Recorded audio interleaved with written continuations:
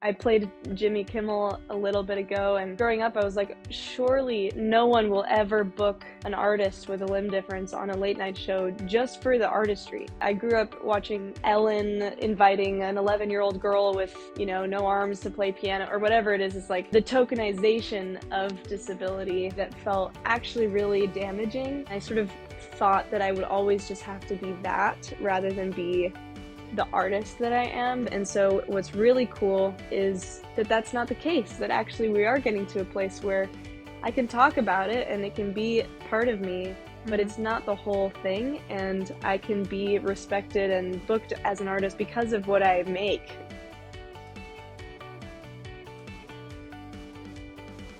Hi. Hi. How are you? I'm doing good. How are you? I'm good. Thank you so much for being here. Oh man, my pleasure. I love what you guys are doing. I think it's really important, and I'm excited to take part. Okay. So can you tell me about how you're feeling right now? How I'm feeling? Well, as I said, I'm freshly back from this retreat, and I feel like I've been incorporating what I call soul study into my daily life, which is new for me, and that is sort of as a result of something really difficult that I went through recently, where I was sexually assaulted by someone, and it really like woke up a lot of things for me, and it definitely was like, whoa, here's what you need to pay attention to that you haven't like spent enough time on, which is really my relationship with myself, and being a friend to myself. So at the moment I feel pretty good because I feel like I'm my own friend, which is a really nice feeling to have and something I'm cultivating. And I'm also just like really in search for silence and space and time. I'm really not feeling the rush and hustle and bustle of LA right now. I think I'm trying to like be in the woods, Is there a reason for that at this moment? because I'm just like questioning what I want from my life and why, and questioning who it is that I'm listening to, who my heroes are, and why. I'm having a little bit of a trepidation with like celebrity culture and like reaching for external validation and how normalized that is in my industry and in our society. And I'm just trying to be more thoughtful about who my teachers are. I get that. The Yeah. external validation is a trap. Yeah, well, and it's just distracting, I think, from the potential that we all have to like dig way deeper, I don't think it has to be a trap, but it is a distraction, I think, from what really matters in the end. Absolutely. I mean, you can't be your full self if you're reliant on external validation. Yeah. And I just want to say how sorry I am about what happened to you. I want to acknowledge that. Thank you. Yeah. Yeah, it's a really tragic part of the female experience. Just seems like every woman has been through some version of sexual violence in their life. It's really shifted my perspective of like who it is that I dress for and who it is that I am trying to impress in my daily life. The male gaze versus the female gaze, or even just like my own gaze. You know what I mean? I'm about to turn 27 and I feel like my whole world is just like, ooh, like really, really assessing what it is that's going on. That age is when you enter, what's it called again? Saturn's return, yeah, totally. Yeah, I feel that big time.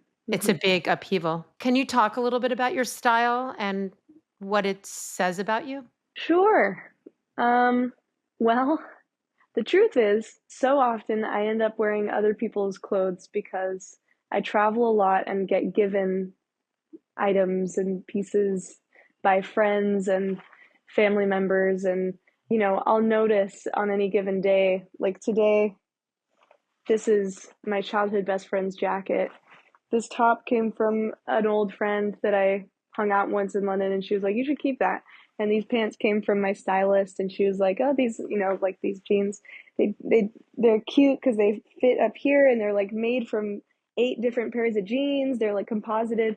And so it's kind of nice to, because given the nature of how like transitory my life is all the time, I would say I sleep in my own bed maybe, I don't know, 30 days, 40 days out of the year. Wow. Why is that? I'm a touring musician, and I have a very international family and a very international network of friends and loved ones. So I just tend to kind of go, just go all over everywhere. And I grew up moving around a whole lot because of my dad's work. I was born in Germany, and I lived in Shanghai and Tokyo and Dubai and all these different places. And I don't know, I'm just like always kind of moving. Like the world is very interesting to me. So anyway, I like that my style reflects how many new experiences I have all the time, and also how transient everything is and temporary everything is. I lose things Mm-hmm. all the time, and I don't, I like, I'll drop one pair of pants and pick up one pair of pants, and I'll look at photos and be like, I wonder where that thing went. I have no earthly idea. Wow. So, so yeah, I feel like I have kind of like a bit of a backpacker's wardrobe. I admire that. I'm the opposite. Everything is my favorite thing, and if one thing is missing, I'm like Humpty Dumpty. Really? Wow. Are you very rooted where you are? Well, I didn't grow up like you. So I grew up where my parents still live in the same house that they lived in forever. So yes, in that way. Mm-hmm. But I'm just very like when the fires were happening in LA, I could really leave. Besides my 3 rescue dogs and my husband, I was frantic to find a U-Haul to put all my clothes in. Like everything just means so much. Yeah. Like nothing is disposable, even if it costs $1 or if whatever, it doesn't matter. It's a really huge form of my self-expression. That is so cool. I couldn't be more opposite. I feel like everything I have is disposable, but not in the way that I disregard it, more so just that I am used to parting ways with things. You know what I mean? Like I just Letting feel go. like letting go, everything's so temporary. And I also just don't afford myself the luxury of like having nice things because I have like a real knack for losing everything. I mean, that's just my personality type. I never know where my passport is. I never know, it's like a miracle that I've made it this far. um, but yeah, so I really respect your value Well, for things. I'm like that with everything else. I don't know where my passport is, and I'm so out there. I don't know where anything is, or even what day of the week it is, or kind of almost what month or year it is.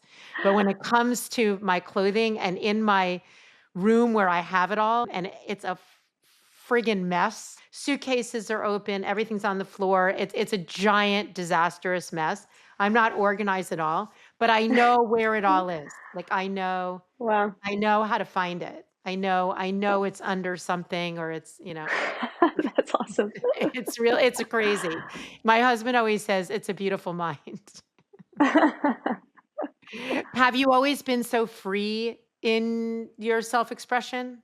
Or was there a time you felt restricted? Oh, man. Well, I grew up with a disability, so my limb difference, I feel like, often dictated how I felt in clothing. And, you know, like I remember I would always really stress out about the winter season because I felt like it was so weird if I didn't like how I looked in a coat, if the sleeve was just kind of falling, or if I rolled it up, then I looked bulky and weird. And for so long, I kind of put myself down if clothes didn't look the way that I thought they should look on me. And then it really was starting to work with a stylist a couple years ago for my first release on a label that I discovered just what the potential was. Like, oh my gosh, fashion is such a skill. And it's amazing to see how differently I can feel in my body. I mean, it's like I have a whole different body, that's how it feels. So it's been very fun to sort of feel liberated and explorative and free through clothing with a stylist, namely Francesca Koof, who is Uh-huh. shout out Francesca. She's based in London, and I just love her, and she just makes me feel so feminine. And that's the main thing, is that I feel like in my daily life I lean more masculine, and that's like kind of my default like setting. Sometimes I have felt almost embarrassed on my own to dress in a feminine way, but she taps into this feminine side for me that I feel like it just makes me feel so like beautiful, and so empowered, and like I'm doing it for me, and that's been really quite rewarding. Can you explain what, something that you've worn that makes you feel that way? Sure. She and I discovered my love for corsets together. And so, she will provide all these different options and sort of composite sometimes a certain look. So, for example, there was an award show that I performed at the Ivor Novello Awards in the UK, and one of my songs is called Black Swan, and we wanted to pay homage to like the Black Swan look. Everything just felt like it was so meticulously decided and so out of the joy of it. It was like every single Mm, piece, and it took us many hours to get that look right, because initially it was like a different dress, and she like took it all apart and then put it together with different pieces. It was like watching someone make a sculpture, and mhm, I just thought it was like infinitely cool that my body was a canvas and we were adorning it in the way that felt most joyous to us. It was like, what can we make that feels like our artwork together, mm. that we'll feel proud of, even if I didn't show anybody, I'd feel proud of it. And in that way, it kind of made me feel about fashion the way that I feel about songs and songwriting. When you write a song that really means something to you, it doesn't matter if anybody listens to it. That that's Mhm, like your soul, the inside of your soul. It's for you, mhm, So that's really what makes me mhm. feel so happy in some of those outfits, is that it just really feels like it's for me. As much as it is a performance and a show, because that's part of what fashion is. It mostly feels like it's just for me. That's exactly it. I don't have to leave my house. I don't have to do anything. I dress completely for me. It's like a connection to my inner self. Right. I'm not doing it to attract anything. I'm doing it to actually function in the same way that you write music or, express through music. It's really hard in this world to stick with what you really believe in terms of who you are, whether it's Mm. clothing or the music you're writing or, to not adjust yourself to be accepted or to be liked and dim those parts. It's hard. It's hard to do.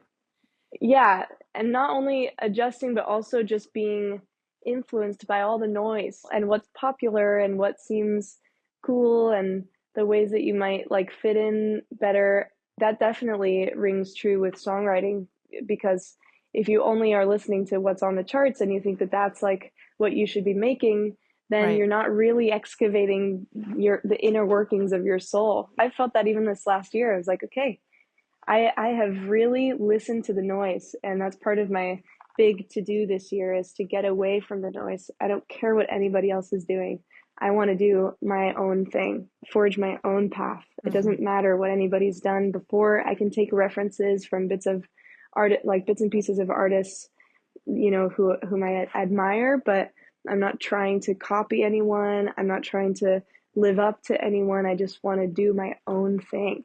It's the only way that you can really thrive and have an open heart and receive. Tapping into that is what makes you like a tuning fork. Hmm.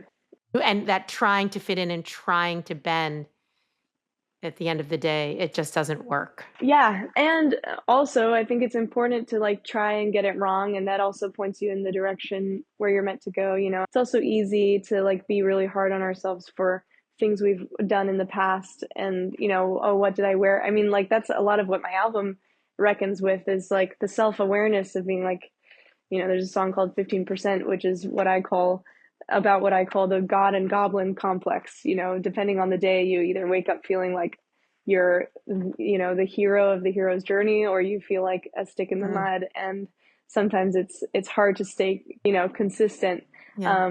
with who you are. It's easy to look back and be like, oh my God, why did I wear that thing? Why did I say that thing? And Hmm. also being graceful with ourselves for trying and getting it wrong is totally, totally important too. You know what I mean? We're It's all the like only kind way of, to get there. yeah, It's a constant it's a constant journey of being messy. right. There is no other that is it. That's how you find you. Can you talk a little bit about your journey with your disability and like in your style and your sense of self? um, well,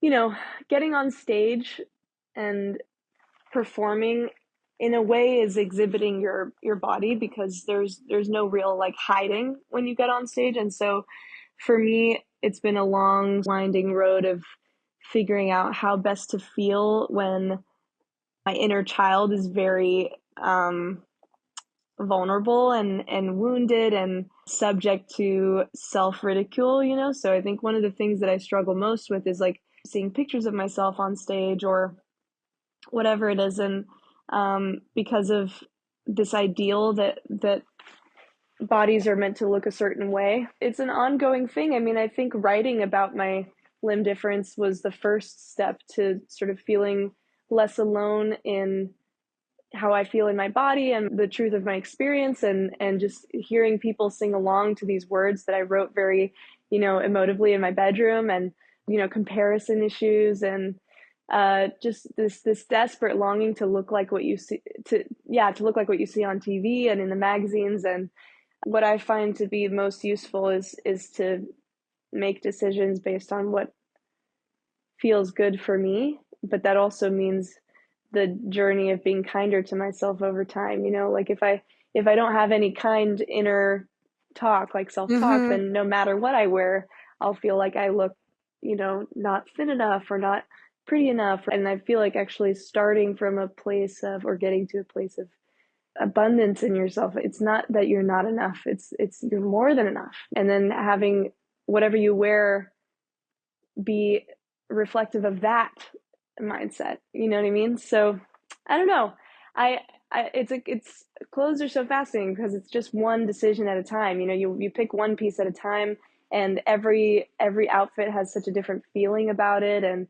Um, and I go through days where I want to show everything off, and I go through days where I want to wear a box over my whole body and say, no one look at me.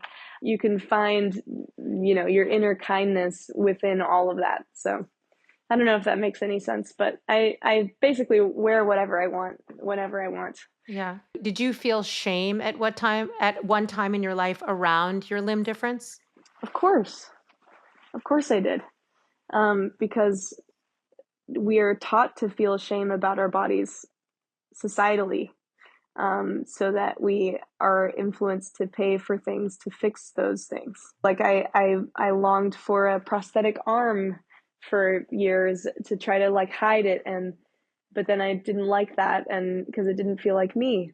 And I got made fun of in school, and still now, like, kids will point and stare and be like, "Mom, oh my God, she looks so weird," or "Oh my God," they'll like cry and get scared.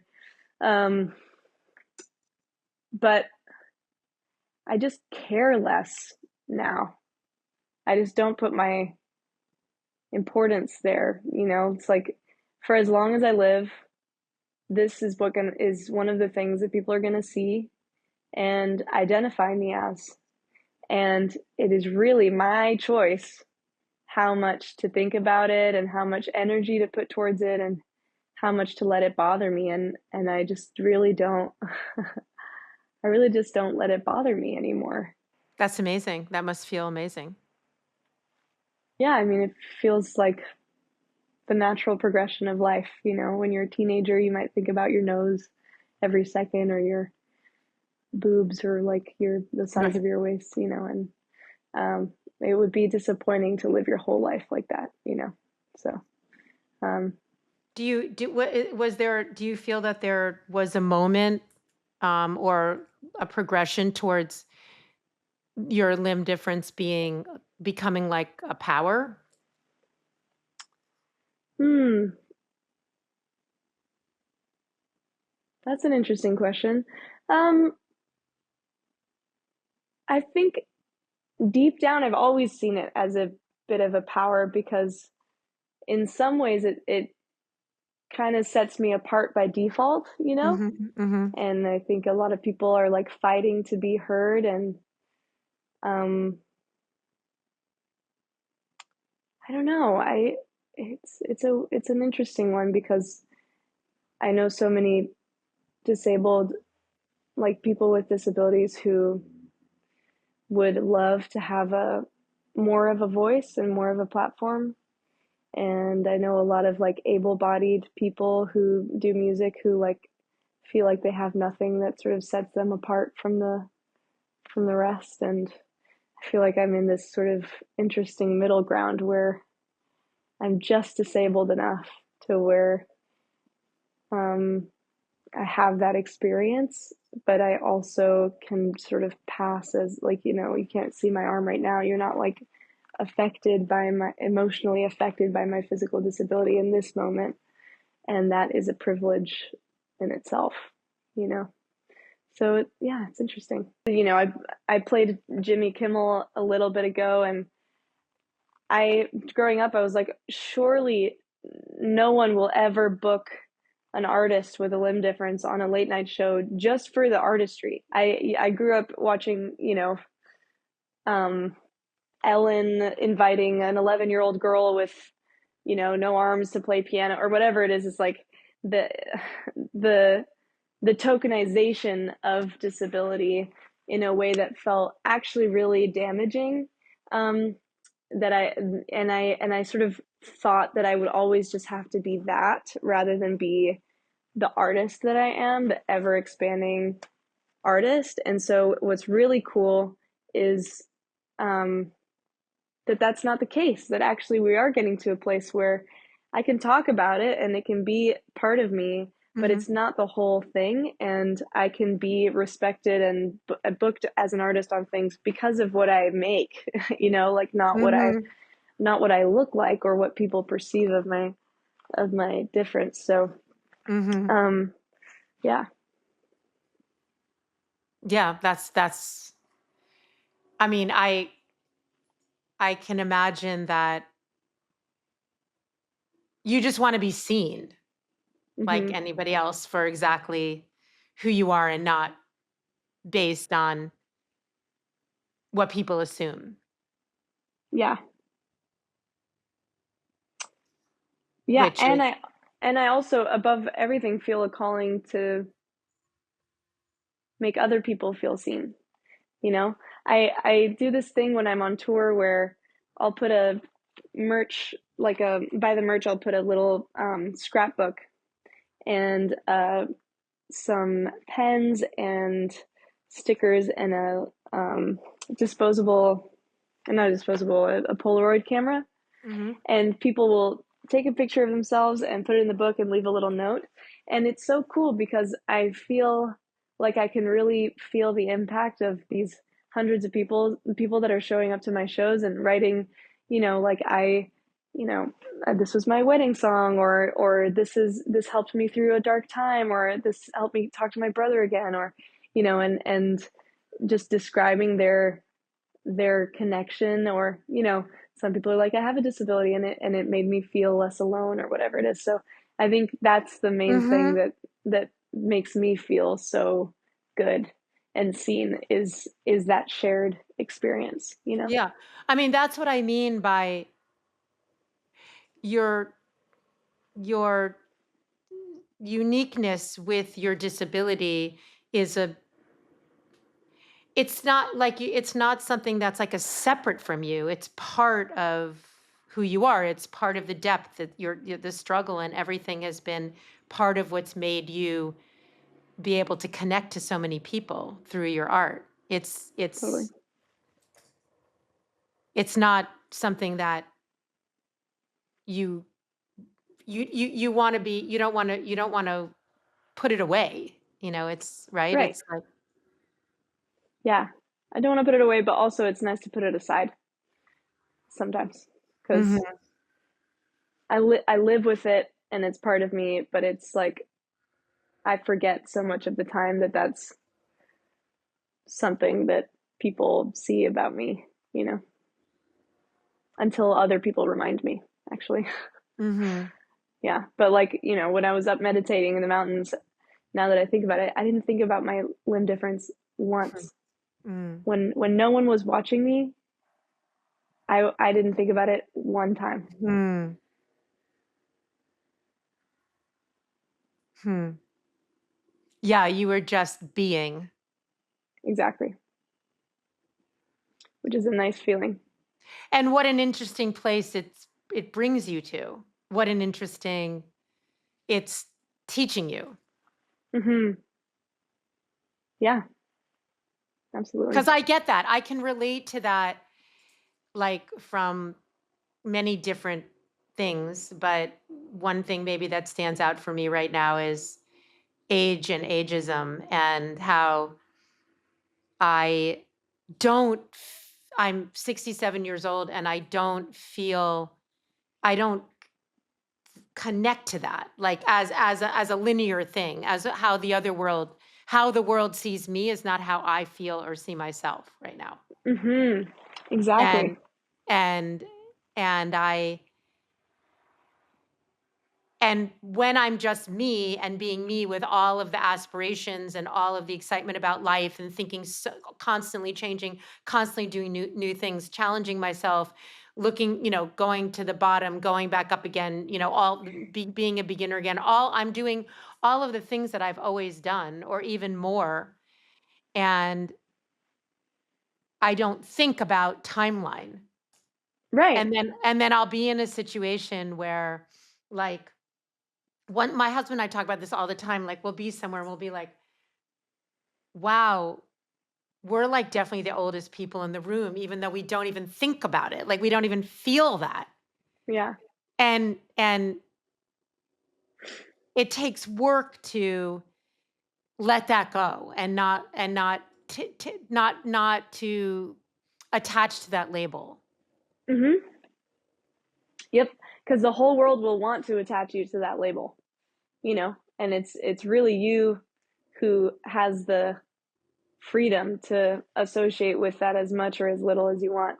I had this friend who I met one Mhm. time who he's one of the most interesting and funny and wise people I've ever met. And he's Pakistani, and he has this like cranial fracture, and he has this thing where he doesn't have any pores. And so he's a very like self-proclaimed odd looking fellow, and he walks around shirtless with a tutu and like a sort of dripping wet shirt over his shoulder that he like uses to sort of keep himself cool. And he must be in his late 50s or early 60s now, so he has like he's completely bald and like kind of albino except for like two little wispy gray hairs, so he's, you know, like out of a storybook. And I sat with him. We were in Venice one time, and I was sitting with him, and he was fanning himself with this like flamboyant like pink fan and just minding his own business. And this girl and her dad were sitting on the next table over, and the girl was just like gaping at him, like staring at him, just like totally quite rude, I thought. And he sort of opened his eyes and looked over at her, and you know, she was like, and he just went and waved the fan in her face and smiled at her. And then she broke into a smile and started laughing. And then he he started a conversation with her dad, and her dad was like, "I'm so sorry," and he was like, "Oh no, you know, it's water off my back, you know." And and it was just so cool to see, like, you can look like whatever you want, and the way that you decide to engage with the world is totally up to you. You know, really, like, you can be born in any body, and the world will react to you based on the energy that you give out. There's an amazing movie called A Different Man. It's the very lesson of you can be born with, you know, any sort of face, in this case, it's, based off Adam Pearson's face, which is like a condition that, like is kind of, A lot of tumors. a His lot of face is full tumors. of tumors. Yeah. Yeah. Right. And you can face the world with love, or you can face it with fear, and you could have that same face and your life could unfold two completely different ways, based on what your spirit presents to the world, which that's the ultimate lesson to me. It doesn't matter what differences I have, or how people want to define me. What I decide to give, that's my choice. Am I going to be defensive and resentful and never put myself out there? That's a choice, but that's not my choice. I choose to lead with compassion and love, and educating people and inviting them in emotionally, and just being myself, and doing what feels authentic to me, which is, I love connecting. I'm not afraid. I'm excited. I'm excited Mm. for the point where people don't understand, because that breeds connection, when there's actually a moment of, who are you, and what's happening here. It's like we can cross over into even more of a like compassion based relationship and environment. So I feel quite proud of that about myself. I'm grateful for the spirit that I Mm. do have. You should I'm be, honest. or any of us, whatever we're faced with that makes us feel different or alone or on the outside of something. It's the thing that gives you the strength to dig even so deep inside of yourself that you end up in this place of self-love and self-worth that is so magnificent and inside of you all of the time, that you can then spread that fairy dust out to the world. If you didn't have it, if you didn't have the challenge, Hmm. then you wouldn't know it. Maybe. I mean, I think every human being will have the challenge that sooner or later Yes. presents them with, who am I? Who do I want to be for myself? And maybe my disability was like a catalyst in that, but honestly, I think I would have arrived here either way. Right, but what I'm saying is that I don't think there's anybody. I think the point is that people, I think probably everybody feels this. Yeah, Nobody feels like they belong. right. Nobody feels like they fit in Yeah, yeah, because of the programming. yeah. We all have our own version of it. I can name a million ways that I felt it, but when I was 20, I'm more confident now than I've ever been. That's awesome. Yeah. Hell yeah. In my physicality, That's awesome. in everything, but like definitely that. So, the joke is kind of on us. Yeah. It's upon us to wake up. Mm, yeah. Well said. And I think that anyway, I've come to a place where I've read this book this year, The Untethered Soul by Michael Mm-hmm. Singer.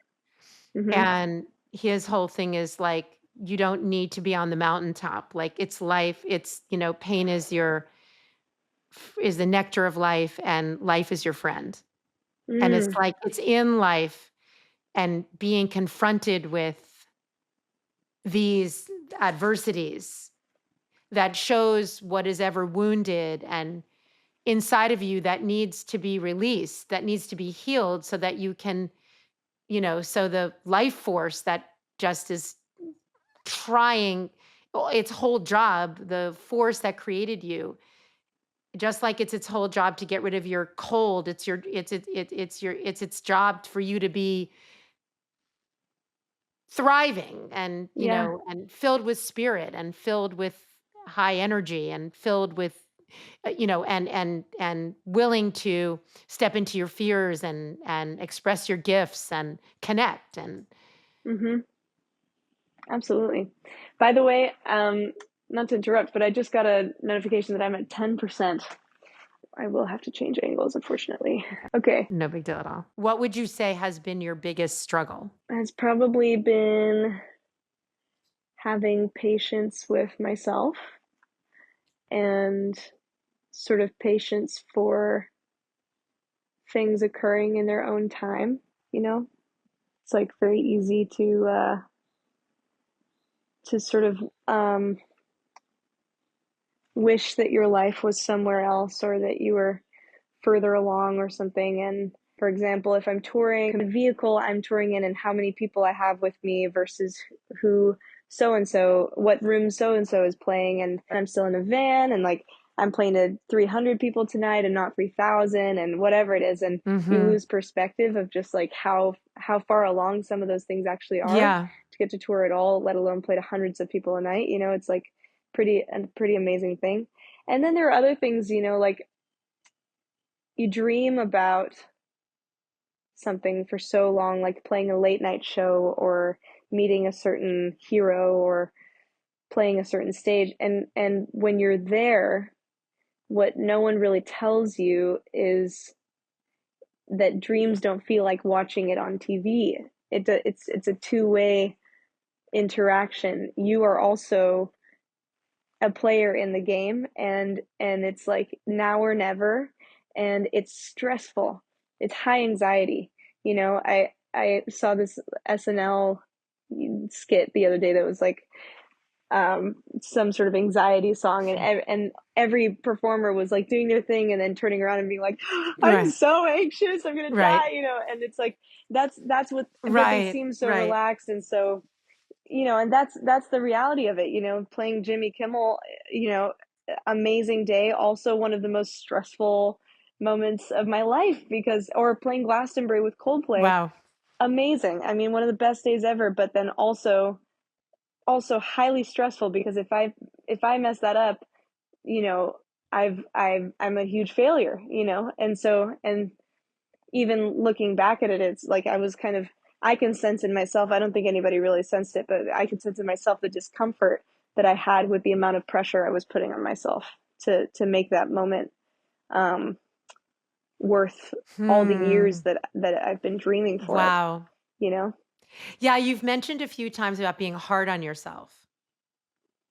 I think you've sort of said that, but which is Hmm. interesting because we've done like about 1,500 interviews in the last 15 years. Whoever we are connecting with says the exact thing or is struggling with the same exact thing that we are, always. Mm, And the biggest yeah, thing for me right now is how hard I am on myself. really.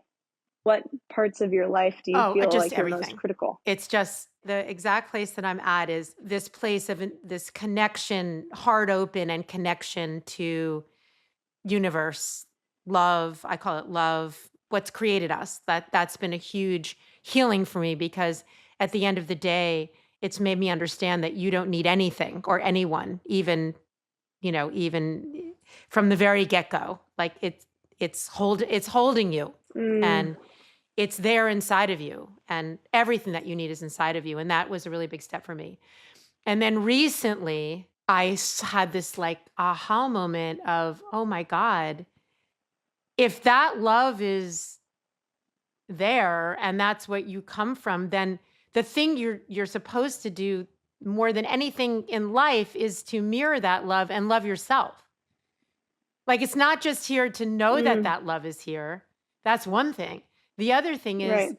how fucking hard it is to love yourself the same as that Yeah. consistent, infinite, majestic, endless love that is always there. If you want to find it, it never goes away. It's actually foundational to literally every single second of your life.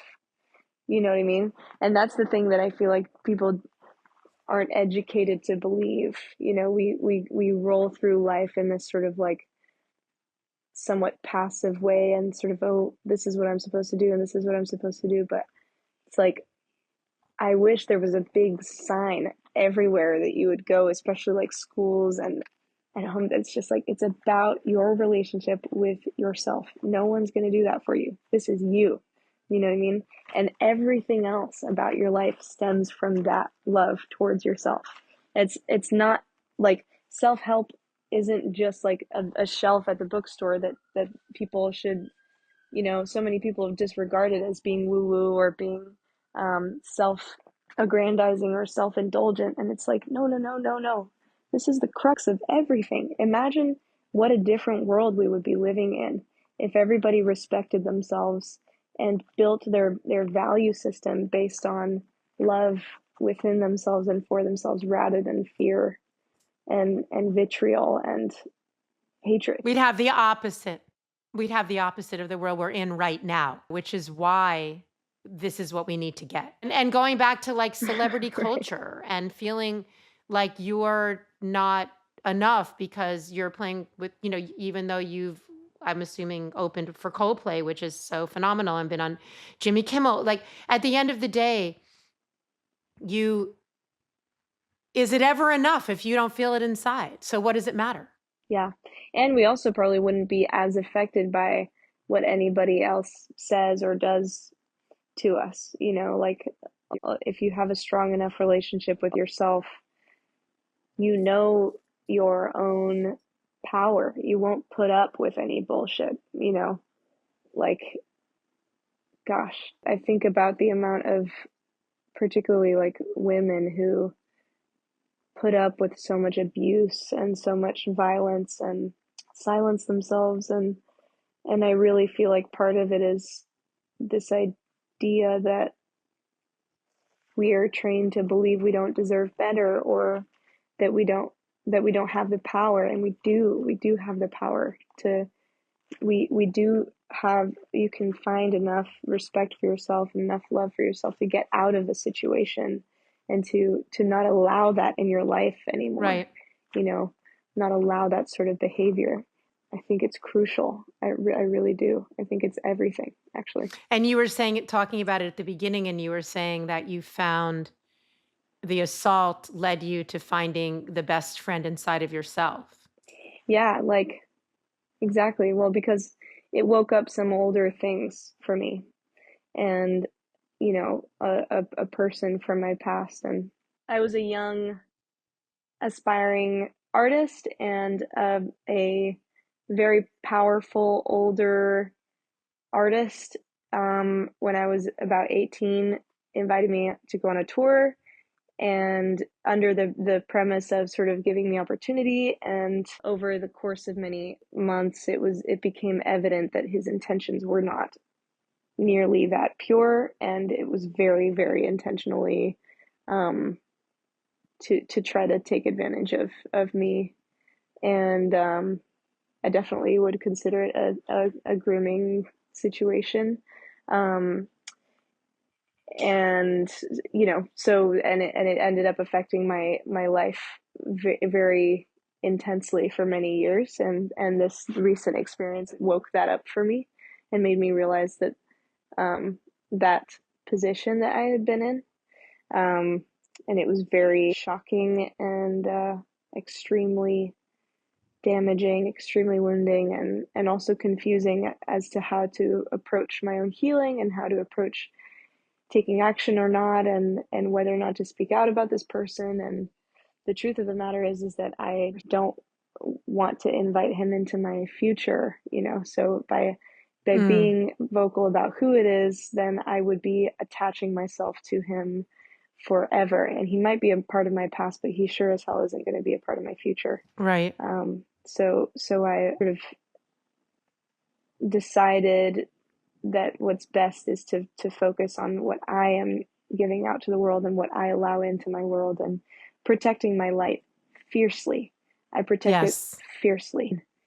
I mean, God, it is easy to get it stripped away, to get it blown all the way out. So yeah, that's really the first time I've spoken about that in any sort of public way. But I appreciate that. Thank you, because I think, I really think it's almost like it's so pervasive and insidious that I don't think probably hardly any young woman or woman in general, like women in general, have been able to avoid some form of this level of boundary crossing when it comes Hmm. to men feeling as though they have ownership or Yeah, and um, using their power as a manipulation tactic, I think mainly to where you think it's a privilege to be the object of their attention. It can be very confusing when you don't know any better. And I think it's mhm. also worth recognizing they know better. They know better. It took me a long time to allow myself the grace of the fact that I was basically a kid, you know. And yeah, because also I've spoken to other women. So many women have gone through some similar situation, and there's so much shame. There's so much guilt. It's like if you're not careful, you can be shamed into never ever celebrating yourself ever out of Mhm. fear of threat and coercion or. And I just think it's really an act of rebellion to stay true to yourself and to your light, to not let that kind of violence or experience get in the way of your beauty as a person. My God, that's Mhm. defiant. My God, that is a show of strength. You know, like there is nothing stronger than being tighter with yourself than ever as a result of someone mistreating you, you know? Exactly. And I love what you said about being fiercely protective of your beautiful energy and your light. That's like such a gift that you've been Hmm. given. And this idea that you're not supposed to feel beautiful and you're not supposed to feel powerful and you're not supposed to feel happy and free, and that there's some kind of virtue in feeling less than. I think that's Hmm. the whole transformation that we're in right now, Mm. is Yeah. that there's this virtue to be dim. There's a virtue to not go all the way in your life, Mm. all the way. And that has so much to do with ageism. I mean, Mm. the ageism started for me when I was 30. I feel Mm. freer now than I did then in a way, because Mm. every time the years go on, I'm like, what the fuck is this? Like I don't feel any of these things I felt I was supposed to feel. Wow. And yeah, and How old are you? 67. 67? Wow. I'm like looking closer at your face. Yeah. Wow. Au Amazing. natural too. Wow. which Yeah, is nicely part done. which is part of it for me too. That's all part of Wow. it. Yeah. That's a beautiful age. It really is. It's incredible to be alive right now in this, even though it's such painful, dark time in the world. There's also so much transformation and awakening happening at the same time, and they go hand in hand. And I feel so lucky that I can be a part of that. I've always been the one that was too loud, too much, too this, being misunderstood. It's the worst, and I've had so much of it in my life, and this idea that it's like, who the hell ever told us that it makes no sense that Right. any Right. day of your life and any year of your life or any time of your life should be anything less than you being your most amazing self? Mm. And Like there are also so many different versions of how to be, you know, like there is also something to be said, not to be uh, what's the word, a contrarian, but there's also something to be said about the culture of narcissism in this day and age, and how it in some ways you are rewarded for being the most special in the room, or the most attractive, or the most setting yourself apart in a very performative way. And I think there is part of me that also, you know, there are parts of me that are boring in a way that I want to celebrate as they are. You know, I'm not the most energetic person in the room. I am inclined to be tired and you know, overstimulated a lot of the time. And like even embracing that, those parts of mhm, me that don't feel exciting and feel more just like part of the just the sort of makeup that I've been given. Do you know what I mean? Yeah, but what I'm saying is the opposite of narcissism. Narcissism is feeling inherently like nothing. And so you have to put Mm, on things to feel like something. What I'm saying is that when you are just so unapologetic in who you are, whether you want to read a book, sit in a log cabin, that you are comfortable with all aspects of yourself and the right. whole of yourself, that's Yes. real power. Absolutely. Yeah, but it's challenging, you know. I think it's very easy to spend your whole life performing, you know, performing for everyone else. So, Right. um crux of it is just being. It is. Exactly. Mhm. That's how you're not hard on yourself. Mhm. Ugh, that is totally it. Yeah. So when do you feel the most vulnerable?